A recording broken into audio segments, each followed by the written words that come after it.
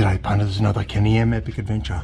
Part 2 of the automatic transmission conversion from manual.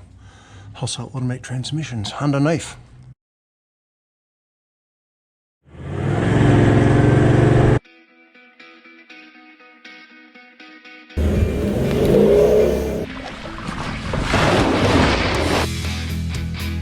Becomes the potential difficult bit.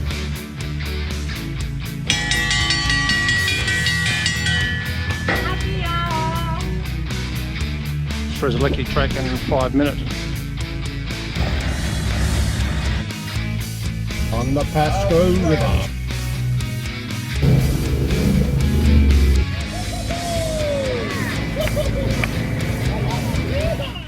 Modifying the oil cooler.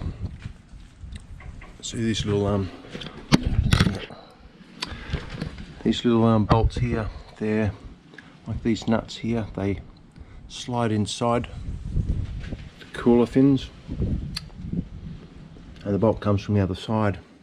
Probably a flusher fit than the old Nylux.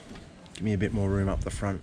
Those of you who are interested in this sort of mod, obviously, if you don't have a front mount intercooler, this won't affect you at all. Just poor old me.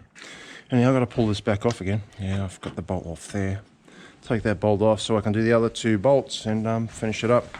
Used a little bit of Loctite on them as well. I've actually had to cut the bolts down to 20mm shaft length. Coils back on. Used a little bit of this foam, one-sided foam stuff, just to pack in at the bottom part of the oil cooler.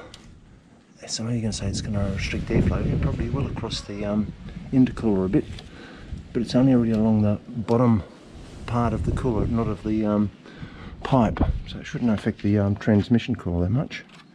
Something I haven't pointed out before, I'll probably get my hand up in there, right about there. That's a billet adapter between the transmission and the transfer case. The transfer case doesn't bolt straight up to the transmission, but the bell housing bolts straight up to the engine. Some other positives: original propeller shafts, original cross member without any modifications. Did a little bit of research just a couple of days ago, and I know that mates over in Western Australia, PDI, Performance Diesel Intercoolers, are playing around with a Ram 150 gearbox, and I looked at it as well late last year, but it was still in development. I think I've probably mentioned that already, but anyhow, it's rated at I think 850 Newton meters at the crankshaft. That's about as much as it can take at the moment, and it's a second-hand box, and you need some modifications and some adapter plates between engine and gearbox and transfer case, cross member, tail shafts, and things like that. I think the price was about 12 grand at the moment. It might be going up shortly as well. So a very cheap alternative to the 8-speed that you'll probably see on the market at the moment as well. I think it's circa 26 grand, which is also a second-hand box as well. Anyhow, got the blue label now, modification plate, done by Ken Days.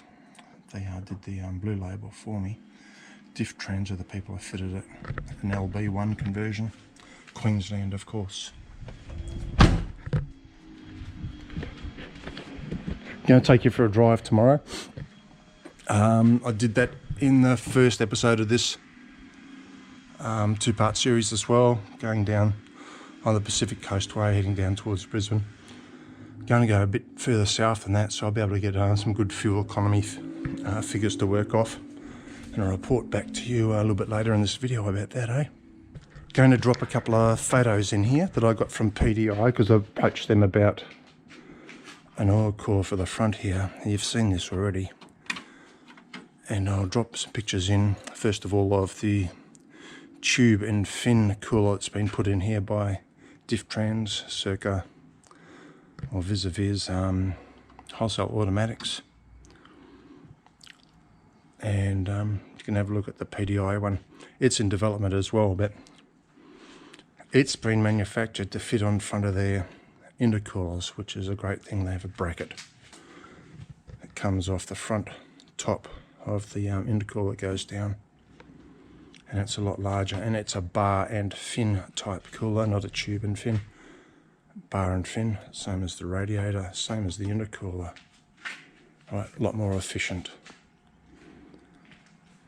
So hopefully that will help with cooling, because I think I'm going to have some cooling problems towing the caravan up the background there through the high country and through Tasmania later this year. Wholesale automatic transmissions also do a different type of pan on the AB60. They got a cast aluminium one. I think it holds about 2.5 litres more. Some cooling fins on it as well. So later this year I'm going to be driving down that way. So I might drop in and get them to fit it up and do the first service on the auto as well. In the first video I thought this might have been speedo cable or something, but it's not. It's actually the shift control cable. It goes up into the center console to the Prado 150 shift control. If you need to move the shift and you've lost power, or you're like I am without the engine running at the moment, press that button down and you'll be able to move the shift control. I'll put it into neutral. Show you why.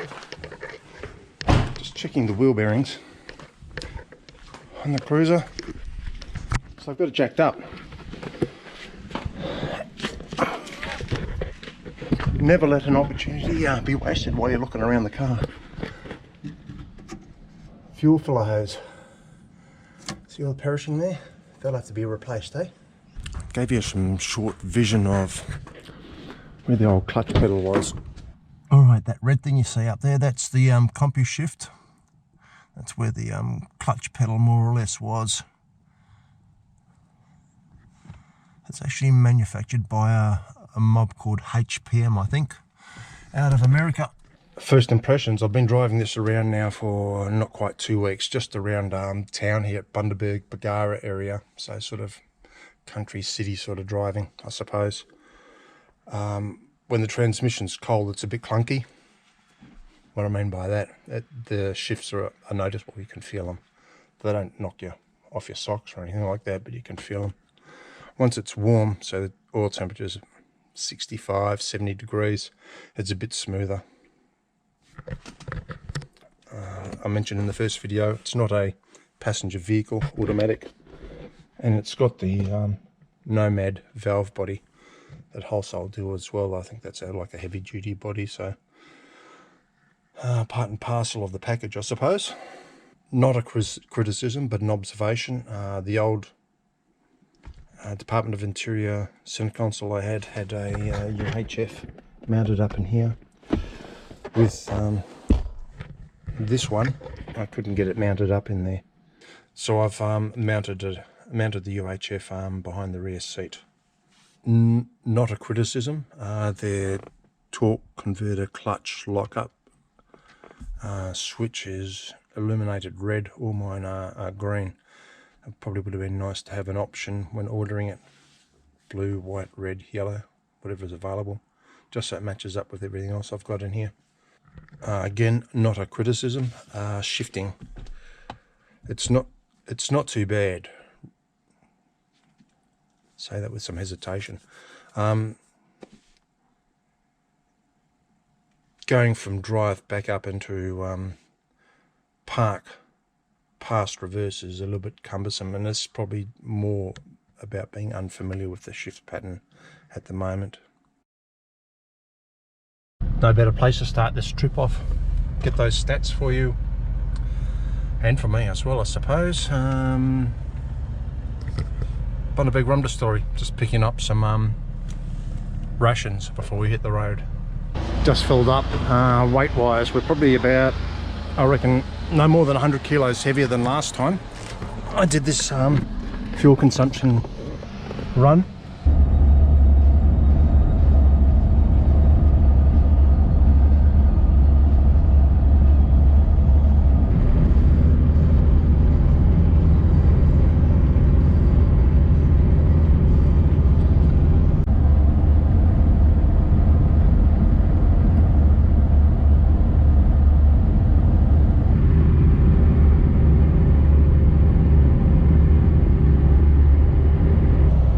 cruising along about 100. Speed is set by cruise control.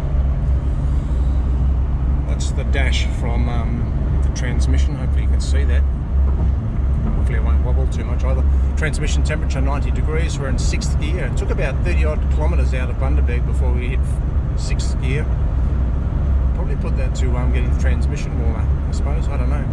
You know, you can see 100 kilometres an hour on the speed on the dash there as well. Engine RPM 15, 18, 15, 20 RPM, something like that. 29, 30% throttle. Have a look at the scan gauge. Coolant's probably about where it was, I think, in the first run, but we can compare that. Intake temperature's a little bit hotter. Ambient temperature's about 33, so the gauge says I would have expected 37. There you go, 37. Have a look at the now in 6th gear.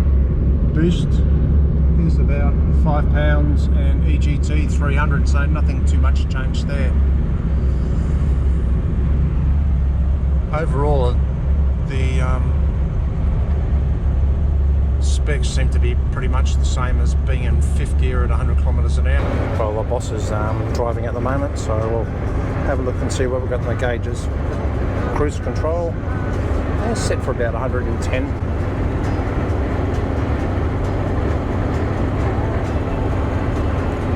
See the engine speed's at about 16.5. It's in 6th gear, torque converter lockups on, so it's an improvement from the manual. Intake temperature 35, it's about 3 degrees hotter than ambient, which is what I expect. Coolant temperature is a little bit higher than normal. See that in the comparison from before and after the conversion. Have a look at the dashboard for the transmission. See the engine speed 1700, vehicle speed 111, 6th gear, transmission temperature 92 degrees, torque converter, clutch lockups on, boost and EGT. See the EGTs are about 300, 350 and the boost is just under 10. It's probably about the same as previously. Transmission shifts are a lot smoother than they when it was cold. I think that speaks for itself. Just been doing some maths here. We're at Taree, which is sort of Central Coast, New South Wales, I suppose. Since filling up at Bundaberg, we've filled up with 128.65 litres of fuel, and we've travelled 995.49 kilometres. My calculations pushes that out to 7.74 kilometres a litre, or 12.92 litres per 100 kilometres. So they're pretty good results, eh? Not bad for a 79. So what was it like prior to the auto conversion? I did a trip down from Bundaberg region down to Brisbane and back to North Lakes. So I did 533.35 kilometres. Used I think it was 66 litres. The figures I came out with were 8.08 kilometres a litre, or 12.375 litres 100 kilometres. So they're very comparable. Now towing, I've got some figures here from a while ago. 2,667.3 kilometres. That's towing the matrix. 5.87 kilometres a litre, or 17.04 litres 100 kilometres an hour. So it's about 5 litres 100 kilometres difference between laden and unladen. Just pulled up to Costco North Lakes on our way back home, probably about 300 k's short of home. Rightio, I'll wrap up on these mileage fuel consumption figures. I'll just give you something to look at or think about before we get into the figures with the auto. Prior to the auto, but after I did the injectors and turbo and intake and stuff, we did that short run down to Brisbane and back. It was about 533.35 kilometres, 66 litres, 8.08 kilometres a litre, or 12.375 litres 100. So So that was manual, and after that engine work. Then after we did the auto conversion on this trip, the first leg from Bundaberg to North Lakes, which is Costco, we did, let me just have a look here, 329.74 kilometres. Haven't got the exact fuel number here, but we averaged 7.74 kilometres a litre, or 12.92 litres per 100 kilometres. Then we drove on down to Taree area, and I filled up there. So the total mileage from Bundaberg down to Taree, well, total mileage was 995.49 kilometres, and the fuel consumption was 7.73 kilometres a litre, or 12.94 litres 100 kilometres. The final one, again from Bundaberg back to, down to Taree, then back to North Lakes, a total of 1,667.6 kilometres, 216.09 litres of fuel, averaging 7.72 kilometres a litre, or 12.95 litres 100 kilometres.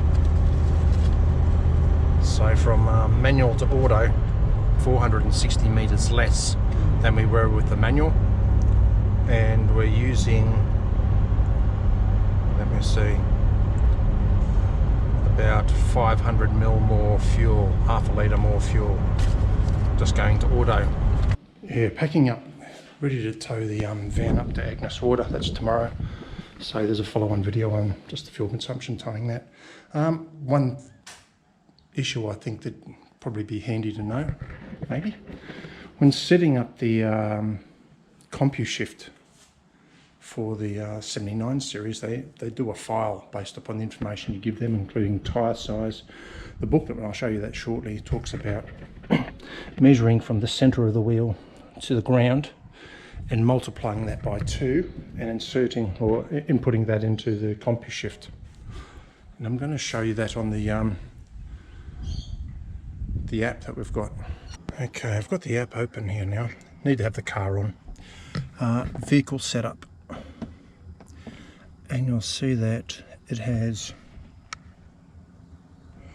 tyre diameter there in American writing, 80 centimetres. When it was set up originally, it was 76 centimetres. I had a discussion with a tech support person from Wholesale Automatic Transmissions, because I noticed that when you're in the dashboard and it gives the vehicle speed, that was inconsistent with my GPS speedo and that I have with my OBD2 scanner. And he said that it's important that they match up, particularly at 60 and 100 kilometres an hour. So I played with it until I got to the 80 centimetres. So I went from 76 to 80 centimetres, and the speed difference at 60, 80 and 100 is just about negligible. It's pretty close to being the same. Apparently that affects the shift in the transmission. I'll show you the book about that. Page 6 of the book, changing tyre size, and it says it there, you know, the CompuShift relies heavily on the tyre size being correct for all shift calculations. Changing the tyre size and the measurement there, so the centre of the wheel to the ground, and then double it. So that's in the book. Not sure if I've mentioned this before. I certainly talked about it. The temperature for the transmission, 50 to 110 degrees. Highest I've had it's about 20 or 95 at the moment. So we're going to see tomorrow with the caravan on the back. See how it goes, eh? If you're interested in this sort of conversion, and Wholesale Automatic Transmissions aren't fitting it for you, or even if they are fitting it for you, I suppose, try and tie them down on a supply and fitment date. You might be a little bit disappointed, like I was, with the lead time. Instead of being 3 months, it's turned out to be pressing 6 months. It's not been the best experience, really, it hasn't. I ordered the kit back in August. I was initially told it was going to be supplied in November, hoping for a fit up in December. Then I was told it was delayed till December, so I said, okay, worked around other dates, and I said, oh, let's fit it up in January, and it was booked in for the 22nd of January. I happened to drop into the local fit out store, which is Diff Trans Australia, which I've mentioned previously, to drop off the new transfer case, and he said the kit hadn't arrived, so I rang up Wholesale Automatic Transmissions and I saw there's been a delay. So they say that they'd spoken to Diff Trans, but nobody had spoken to me, and in the interim Miss Boss and I had organised car hire, organised some interstate transport around not having a car as well, so that it wouldn't inconvenience us. But now it's just been a shit fight, frankly.